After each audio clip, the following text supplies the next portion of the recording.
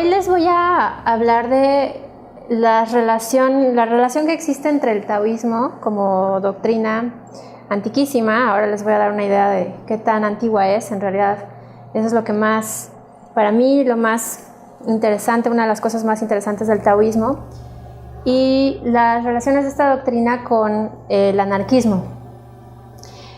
Sabemos que el anarquismo, como hemos visto en todo el ciclo, en realidad es una ideología política muchísimo más reciente, ¿no? Más moderna, pero sucede que el taoísmo, algunas corrientes del taoísmo tienen ideas muy afines a lo que ahora conocemos como anarquismo y muchísimos siglos antes, ¿no? Entonces eso es una de las cosas interesantes y que ya muchos autores han descubierto en el taoísmo. Existen también algunos debates de si se puede llamar anarquismo o no y hasta qué punto, pero en general, como van a ver ahora, hay muchas ideas que sí podemos relacionar con una doctrina política como la conocemos ahora.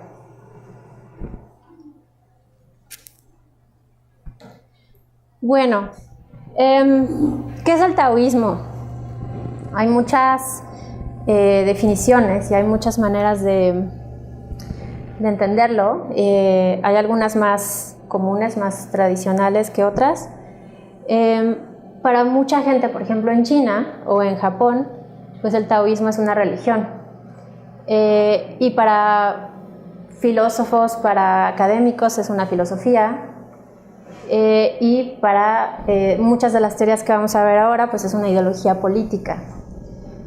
Es todo esto en realidad, ¿no? Todo esto mezclado. No existe una distinción entre una idea religiosa en este caso y una filosófica. Ambas tienen un contacto en realidad para los taoístas, y eso también es algo interesante y nuevo, ¿no? Para nosotros, digamos, como occidental, como que pertenecemos a una ideología más occidental. Y como les decía, es algo muy antiguo, ¿no? El taoísmo se remonta hasta el siglo IV antes de nuestra era. Si hacemos el cálculo, 24 siglos atrás, ¿no? Entonces, ya desde ahí a mí me parece muy difícil de asimilar, ¿no? O sea, de cómo todas estas enseñanzas pueden ser tan antiguas y haberse preservado además, ¿no? Bueno, la figura típica del taoísmo, la más famosa, es Lao Tse. Él escribió, bueno, se le atribuye el libro del I Ching o I Ching, en español muchas veces lo conocemos así. Y este libro es también conocido como el libro de las mutaciones. Ahora, en este libro ya existe algunas de las imágenes del filósofo taoísta tradicional, que era definido, y se los voy a leer, como un hombre que no sirve a soberano alguno y que con altiva audacia se dedica solamente a lo suyo. Por lo tanto, pues entendemos que es alguien que está alejado de la sociedad, ¿no? De la civilización. Y como vamos a ver más adelante, también de las costumbres, ¿no? Es una especie de sabio eremita, ¿no? Y esto ya se relata en el I Ching, que es el libro atribuido a Lao Tse. Pero existe otro monje taoísta que está más relacionado, más cercano, más literalmente se ocupa más de los temas del anarquismo y es menos conocido que Lao Tse, ¿no?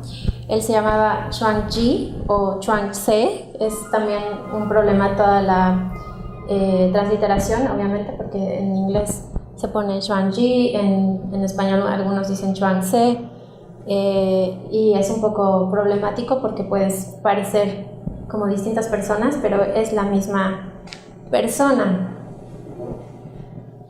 Ahora también los libros que se le atribuyen a él, el más importante se llama como su nombre, Chuang-Tzu. No se sabe con certeza si los escribió una sola persona o si están hechos por varias personas o incluso por sus mismos discípulos.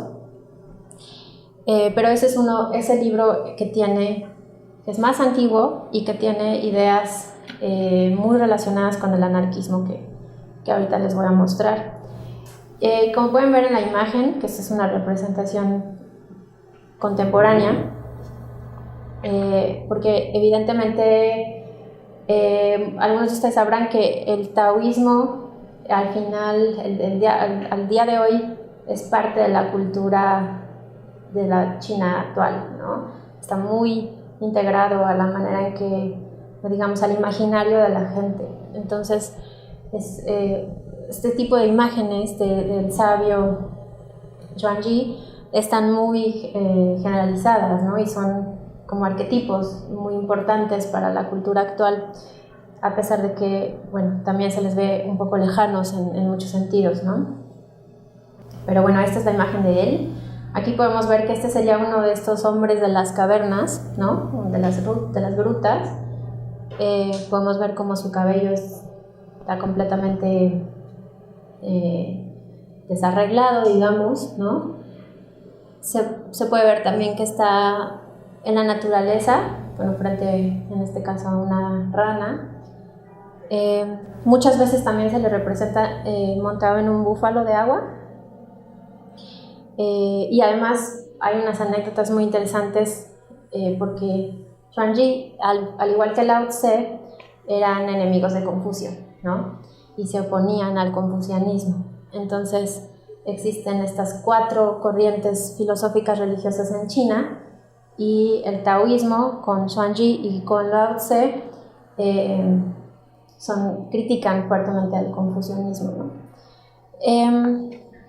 Les voy a mostrar este texto que se llama, como les decía, como él mismo, que es Xuanzhi, y tiene un capítulo, el capítulo 11, que se llama Cascos de caballo.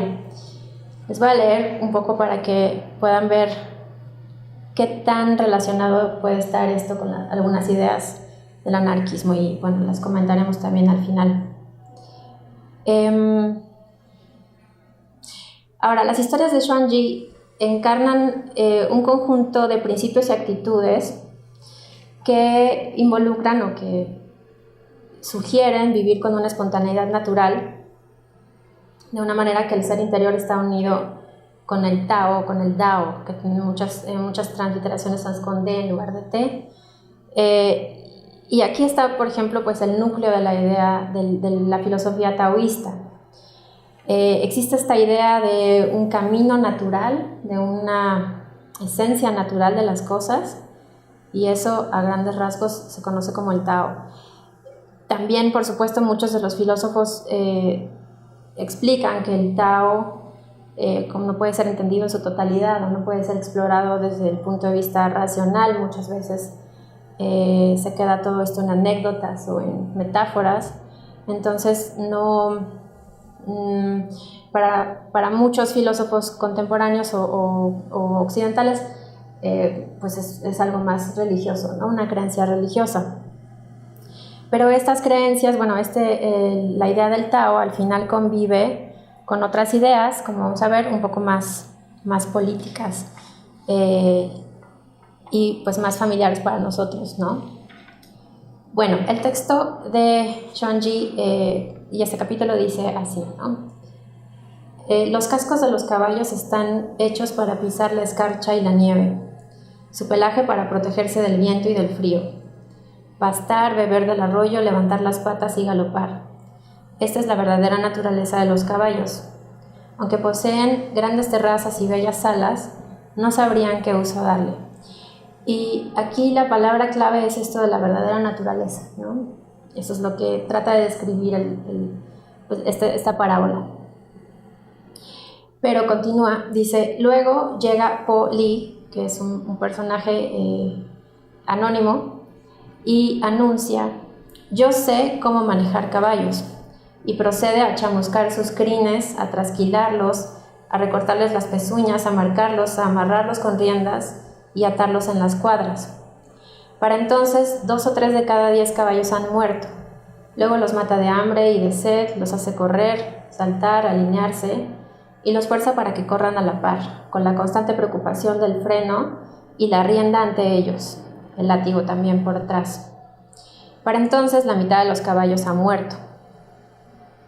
Después pasa a hacer otra analogía y dice: el alfarero llega y afirma que sabe manejar la arcilla. Para redondearla aplica el compás, para hacerla cuadrada aplica la escuadra. Luego llega el carpintero y dice: yo sé manejar la madera.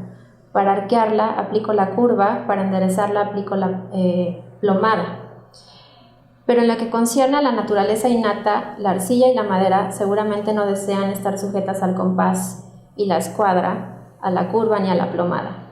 Sin embargo, generación tras generación, cantan alabanzas diciendo: Po Li sabe manejar los caballos, el alfarero y el carpintero saben manejar la arcilla y la madera. Y los hombres que manejan los asuntos del mundo, concluye, cometen el mismo error. Y luego viene la opinión del autor, en este caso Xuanzhi. Dice: el que sabe manejar los asuntos del mundo no lo diría así. La gente tiene su naturaleza innata y constante. Tejer para vestirse, cultivar para comer. Esa es la virtud o la naturaleza que comparten. Son uno solo en ello y no hay partidismos, y esto se llama la emancipación del cielo. Por lo tanto, en una época de naturaleza o de virtud perfecta, el andar de los hombres es lento y cadencioso, su mirada es estable y blanda. En tal época, las montañas no tienen senderos o huellas, los lagos no tienen botes ni puentes. Los 10.000 seres, y curioso porque dice que son 10.000 seres específicamente, viven especie por especie, un grupo asentado cerca del otro. Los pájaros y las bestias forman sus manadas y rebaños, el pasto y los árboles crecen hasta su altura máxima. Tanto que es posible atarle una cuerda a los pájaros y bestias y pasarlos por ahí, o bajar una rama y espiar el nido del cuervo o de la urraca. Esto que estaba describiendo es la época de la naturaleza perfecta, donde no existen estas constricciones, estas formas de manejar las cosas. Luego, el sabio, soplando y resoplando, detrás del humanitarismo, estirándose en puntillas para alcanzar la equidad y el mundo por primera vez, tiene dudas. Fantaseando y mascullando acerca de su música, recortando y remendando sus ritos, y el mundo por primera vez está dividido. Así no se hubiera arruinado la simple sustancia en bruto. ¿Cómo podrían existir las copas artificiales? Si no se hubiera destrozado el jade blanco, ¿cómo podría existir los cetros y los bastones? Si no se hubieran descartado el Tao y su naturaleza, ¿cómo podría haber una vocación por el humanitarismo y la equidad? Esto es muy interesante porque aquí, además de estar utilizando estos ejemplos de la naturaleza o de la vida, digamos, diaria, también critica esto que llama humanitarismo y equidad, ¿no? Que son las ideas que provienen de los sabios, ¿no? Y que para Xuanzhi son igualmente dañinas. Y después dice: cuando los caballos viven en la planicie, comen pasto y beben del arroyo, complacidos, entrelazan los cogotes y se frotan entre sí. Enojados, se ponen de espaldas y se patean. Esto es todo lo que saben hacer los caballos. Pero si apilas palos y yugos sobre ellos y los alineas con palos y pértigas, aprenderán a soltarse, romperán el yugo, volcarán el carruaje, atascarán el freno y masticarán las riendas. De esta forma los caballos aprenden a cometer, nos dice el autor, las peores travesuras. Y por último, dice: en los días de Ho Xiu, la gente se quedaba en su casa sin saber qué hacía. Caminaba por ahí sin saber a dónde iba. Sus bocas se llenaban de comida, estaban contentos, tamborileando sobre sus panzas, pasaban el tiempo. Esto era tanto cuanto podían hacer. Luego vino el sabio, con las genuflexiones y reverencias de los ritos y la música, con la intención de reformar los cuerpos del mundo, con el estirarse para conseguir el premio colgante, así le llama, el premio colgante del humanismo y la equidad, cuyo objetivo era reconfortar los corazones del mundo. Entonces, por primera vez la gente aprendió a ponerse de puntillas y codiciar la sabiduría, a pelear hasta la muerte por la ganancia, y ya no hubo cómo detenerla. La última frase dice: esto al final fue todo culpa del sabio, ¿no? Entonces Xuanzhi en esta crítica culpa al sabio, y podemos estar seguros de que está hablando de Confucio, ¿no? Porque Confucio era al final la ideología imperante y la que estaba creando todas las reglas, y en conclusión dice que el sabio tiene la culpa de todo esto, ¿no? Y por supuesto el trasfondo también es defender al Tao o al camino como una naturaleza innata que no necesita de estas maleabilidades, ¿no? De estos cambios, de estas transformaciones.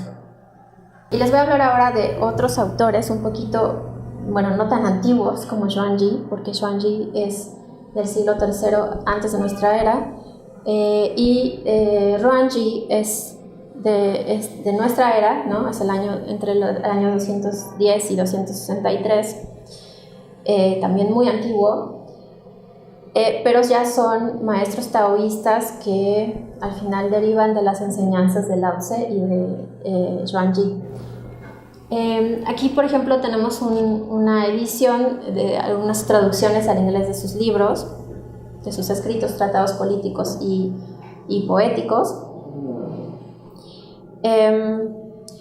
Y tiene un libro que se llama La biografía del Gran Maestro. Y para contarles de qué se trata, les voy a leer una parte. Dice: un día alguien le dio una carta al Gran Maestro y en ella le decía: dentro de todas las cosas que se pueden honrar en el mundo, nada es más importante que ser un caballero, y esto significa ser un gran hombre, le llaman caballero en la traducción. Un caballero se viste como tal, cuida sus expresiones faciales, sus palabras están prescritas por la conducta establecida. Cuando se encuentra en la presencia de un superior, debe inclinarse con sus manos en el regazo. Sus actividades y sus momentos de reposo son mesurados. El ritmo de su caminar corresponde al de una música dulce. Cuando se acerca o se aleja de su interacción con los demás, lo hace de acuerdo con las reglas. Su corazón está lleno de hielo, esto es muy curioso. Esta es la actitud a la cual se debe aspirar.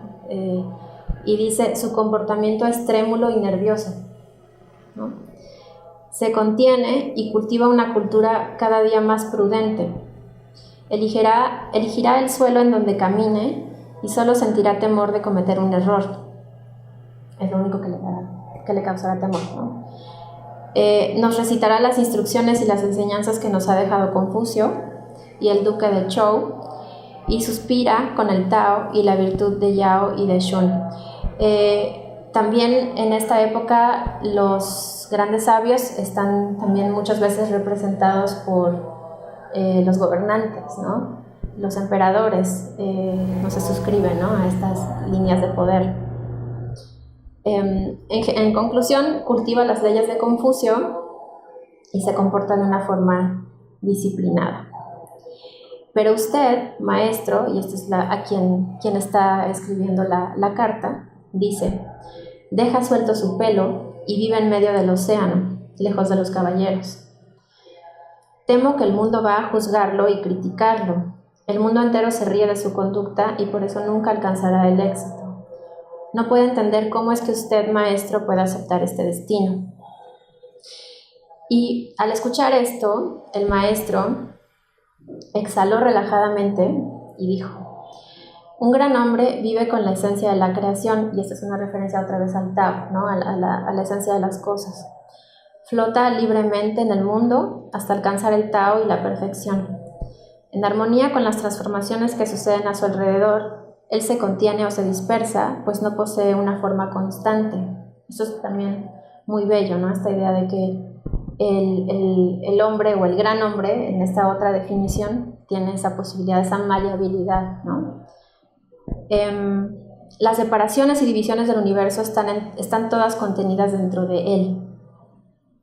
Sigue describiendo a este gran hombre y al final dice: ahora te digo, si no existieran los honores, aquellos en una posición no favorecida no se sentirían agraviados.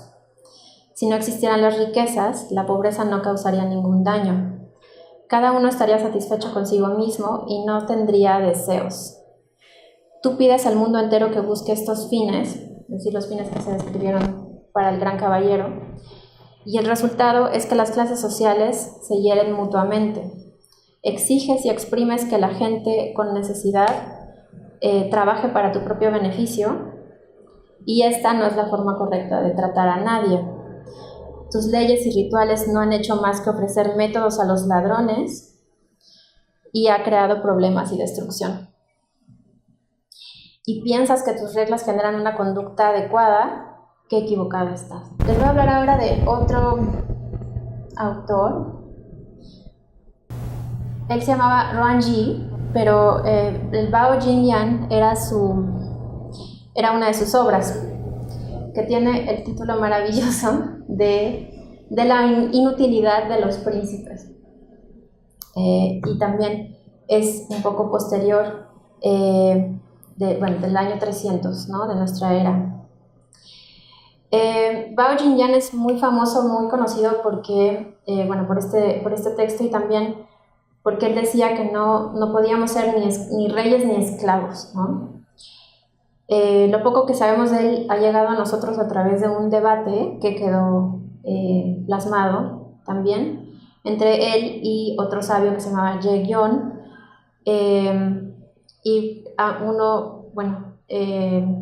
Xuanzhi presentaba la postura taoísta y su adversario la postura de Confucio, ¿no? Los literatos confucianos dicen: el cielo dio a luz a las personas y después les impuso reglas. Esta es la manera en que el confucianismo se entendía el mundo, ¿no? Son inmediatas, o sea, surgieron los seres humanos y con ellos las reglas, ¿no? Pero, dice el Bao Jingyan, ¿cómo pudo el alto cielo haber dicho esto con tan pocas palabras? ¿No es más bien que las partes interesadas hacen de esto su pretexto? El hecho es que el fuerte oprime al débil y el débil se somete a él. La malicia engañó a la inocencia y ahora la inocencia les sirve. Esto fue así porque había una sumisión que la relación rey-esclavo impulsaba y porque había una servitud que la gente sin poder podía mantener, y porque la gente sin poder podía mantenerse bajo control. Esta servidumbre y dominación, así le llama, resulta del enfrentamiento entre el fuerte y el débil y del contraste entre la malicia y la inocencia. Pero el cielo azul no tiene nada que ver con esto, no tiene nada que hacer al respecto. Esa es su forma de explicar y de contender que esta idea de Confucio de las reglas no son así, ¿no? Son naturales, no se dan. Y por supuesto también es un ataque directo a Confucio, ¿no? Lo ven como alguien que está del lado del poder, de los gobernantes, ¿no? También Ruanzhi es conocido como un precursor de muchas ideas que ahora llamamos libertarias y también anarquistas. Aquí, por ejemplo, hay un texto que les recomiendo, es una traducción del español, que el título era Elogio de la anarquía, y en ella dice dos excéntricos chinos del siglo III, que son Ruanzhi y Shi Kan, de quien también vamos a hablar. Incluye el tratado sobre la inutilidad de los príncipes y otros textos más, obviamente relacionándolos con las ideas anarquistas o libertarias también, ¿no? Este texto, el de la inutilidad de los príncipes, vale mucho la pena que veamos algunos fragmentos. Les voy a leer. Dice: en los primeros tiempos no había ni rey ni esclavos. Se cavaban pozos para beber agua, se trabajaban los campos para comer. El trabajo empezaba al salir el sol y se terminaba al atardecer. Todos eran libres, al menos no competían unos con otros, ni había engaños entre ellos. Nadie era glorificado ni humillado. Las tierras baldías no tenían caminos, y las hidrovías no tenían botes ni puentes. Como no había medios de comunicación ni por tierra ni por mar, la gente no se adueñaba de las propiedades de otros, no se podía formar ejércitos, así que la gente no se atacaba. De hecho, como nadie se trepaba a buscar nidos ni se sumergían en las profundidades del agua, el fénix anidaba bajo los aleros de la casa y los dragones jugaban en la piscina del jardín.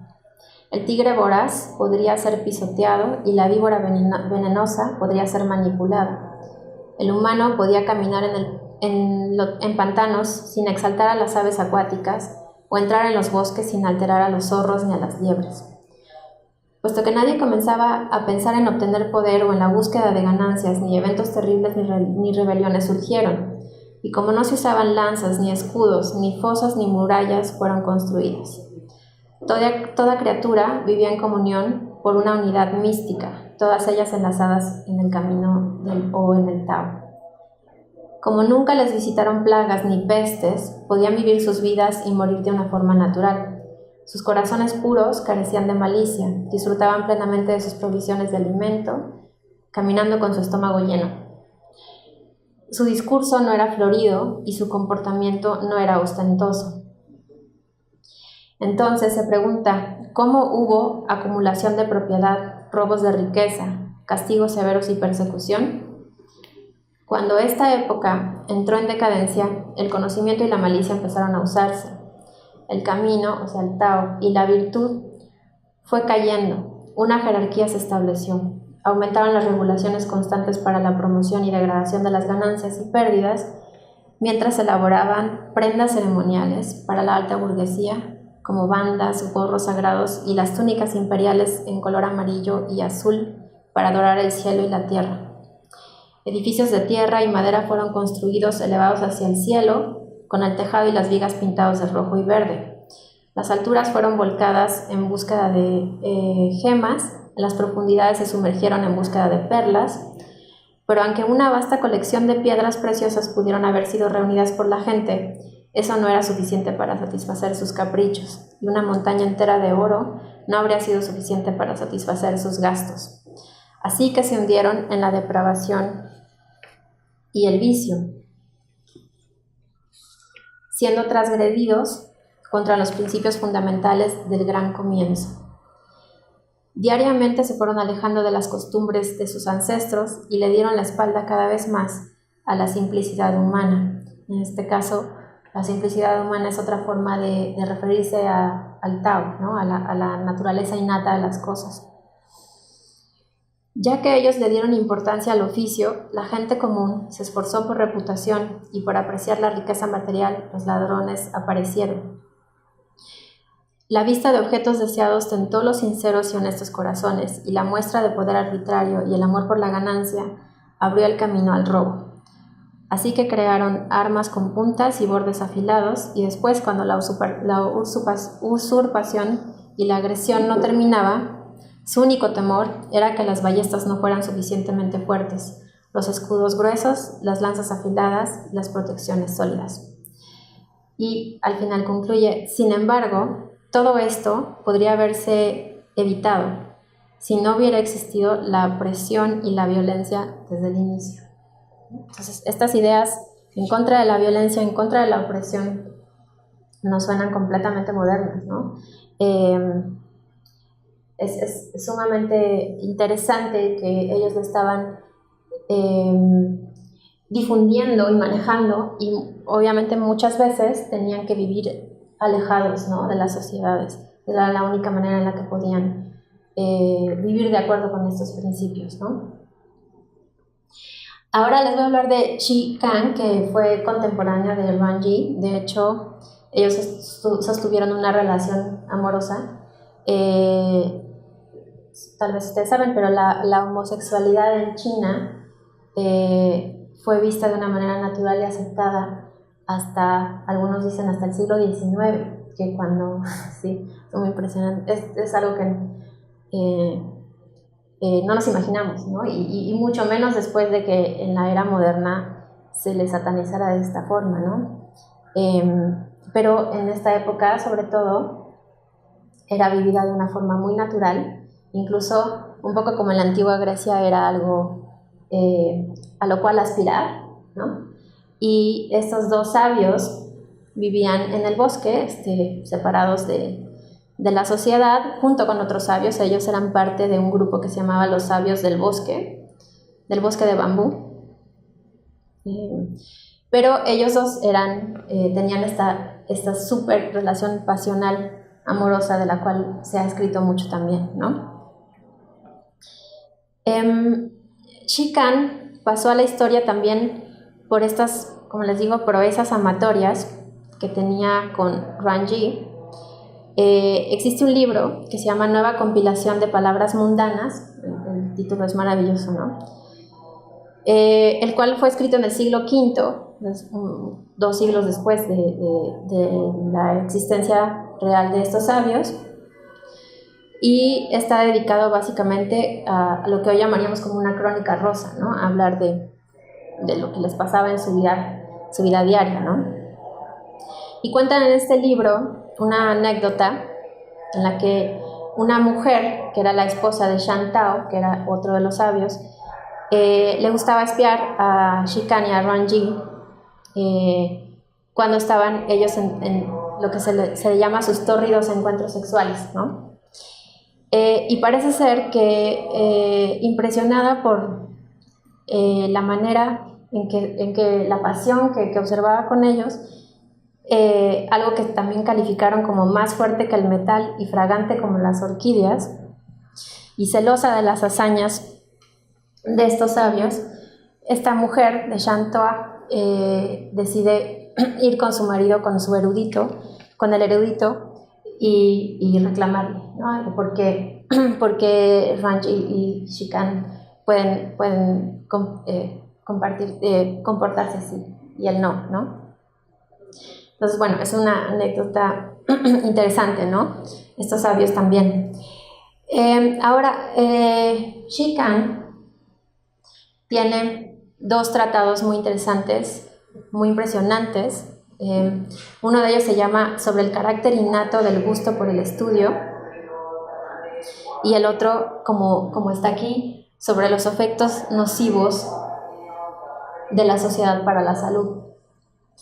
En el primero, en el carácter innato del gusto por el estudio, se trata de una diatriba, una crítica contra los pilares tradicionales de la cultura china, y de lo cual, por supuesto, estaban muy orgullosos, y además, gracias a eso, pues tenemos acceso a estos textos hoy en día, ¿no? Han sobrevivido. Y esto es la escritura, y Shi-Kan critica la escritura en este tratado, y dice que la lengua escrita es una herramienta sofisticada, no de comunicación, sino de poder, de un poder en manos de unos pocos, situación que Shi-Kan identifica como una forma de lanzar los dardos envenenados.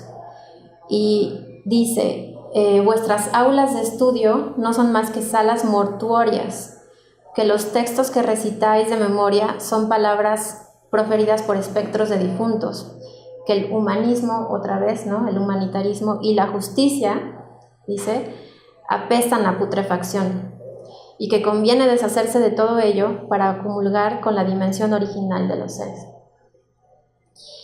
El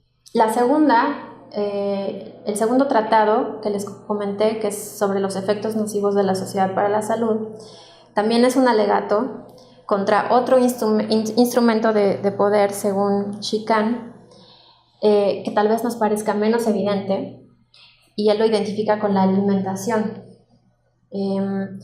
Esto es curioso porque otros anarquistas que hemos visto a lo largo del ciclo, como Thoreau, como Charles Fourier, también eran vegetarianos, ¿no? También decidieron rebelarse ante la sociedad por esta vía, ¿no? De la alimentación. Y pues pensaban que optar por una dieta alternativa implica un juicio sobre la sociedad en la que se vive. Básicamente esto es también lo que Shi-Kan dice en este tratado. Rechazar la alimentación tradicional es poner en cuestión la jerarquía y el sistema de valores confucianos. Como les decía, su blanco de ataque siempre va a ser Confucio. Bien, y ahora solamente para volver a Chuang-Tzu o Xuanji, se recordarán que hay un par de transliteraciones que se usan hoy en día para él. Él, lo vimos al principio, era este sabio del siglo IV antes de nuestra era, o sea, de los más antiguos, de los fundadores, digamos, de la filosofía y de la religión taoísta. Chuang-Tzu tiene este poema que se llama Tao Chian, se traduce como la primavera de un árbol de duraznos, y también es uno de estos poemas que se han relacionado con ideas anarquistas. Como pueden ver en la imagen, un poco la historia del poema que relata Chuang-Tzu es la historia de un pescador que sale de su ciudad y se dirige al bosque y sin tomar un rumbo fijo. Llega un momento en el que se pierde, que no sabe por dónde pasa, y llega a este lugar que es como una versión de la utopía o del jardín del Edén, podríamos decir, en donde toda la gente que encuentra vive feliz, sin preocupaciones, ¿no? Las describe así, sin ocupaciones tampoco, ¿no? Y esta idea de Chuang-Tzu también se ha identificado con el orden espontáneo, ¿no? Que es más bien lo relacionamos con Proudhon, ¿no? Incluso, y esto es interesante también, con la escuela austriaca, con von Hayek, ¿no? Que esa también es otra referencia del anarquismo del siglo XIX, ¿no? Y del siglo XX. Chuang-Tzu decía: el buen orden resulta espontáneamente cuando se dejan las cosas a sí mismas. Y esto nos suena completamente a esta idea del orden espontáneo, ¿no? Bien, y en la historia, el pescador vive en este lugar por un tiempo, es alimentado por la gente, lo tratan muy bien, ¿no? Es muy feliz también mientras está ahí, pero un día decide que quiere volver a su lugar de origen, y se entera de que la gente en ese lugar en realidad vivía también muchos siglos atrás en la civilización, en la misma de la que él provenía, pero un día, decepcionados por la opresión de las clases gobernantes, decidieron irse, ¿no? Y llegaron a este lugar, fundaron su aldea, totalmente despegados de la autoridad, ¿no? Y de las reglas, y al intentar llegar a este lugar de nuevo, no lo logra, se pierde, y nadie más nunca volvió a encontrar, ¿no? a esta civilización perdida.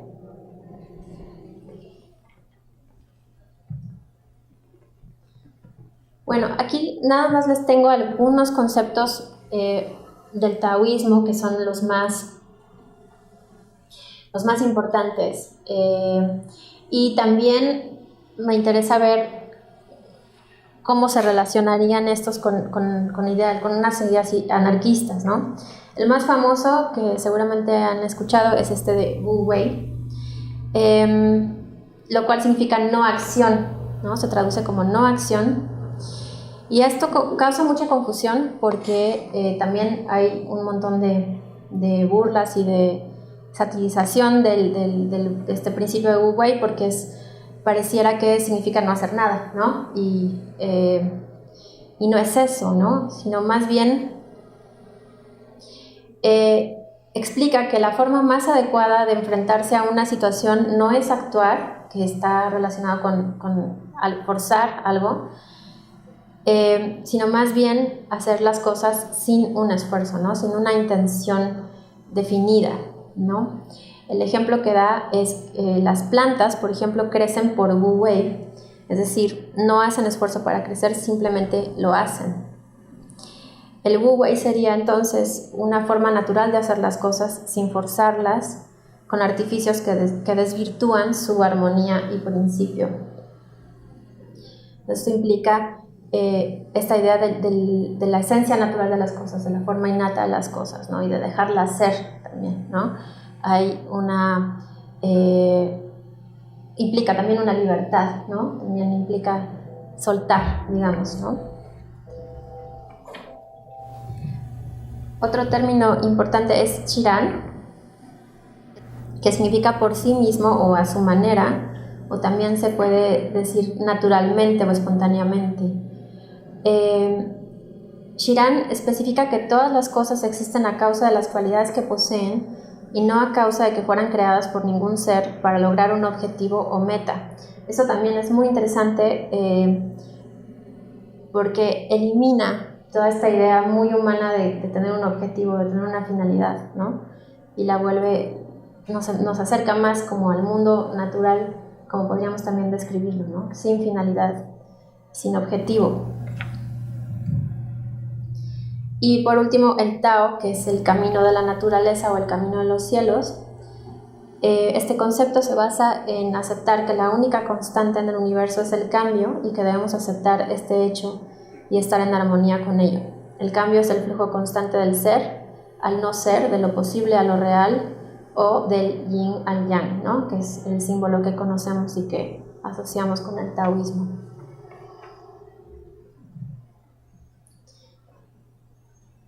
Bien, por último, aquí hay otra anécdota, tal vez no tan relacionada con el anarquismo, pero sí con Chuang-Tzu o Chuang-Tzu,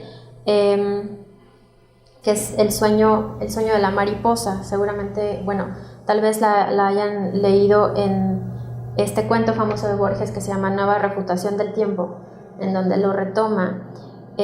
Y es un mini cuento, ¿no? Porque el cuento básicamente es: soñé que era una mariposa que andaba por el aire y que nada sabía de Chuang-Tzu. Pero después, cuando desperté, no sabía si yo soñaba la mariposa o la mariposa soñaba que era Chuang-Tzu, ¿no? Entonces es una de estas parábolas, además que muchas de ellas son sumamente difíciles de interpretar, muy filosóficas, y esta es una famosa parábola relacionada con este pensador que es Chuang-Tzu o Chuang-Tzu, ¿no? Bueno, y la idea también es pues tener una conversación, entonces voy a dejarlo así. Nada más me pareció interesante porque hay ha sobrevivido esta composición que es atribuida a Shi Kan, a este otro sabio del siglo III de nuestra era, y les traje una reproducción, una versión de esta pieza. Es cortita, dura 3 minutos, y está interpretada en la cítara de 7 cuerdas, que es el Wu-Chin, ¿no? Que es el instrumento tradicional japonés, muy antiguo, por supuesto.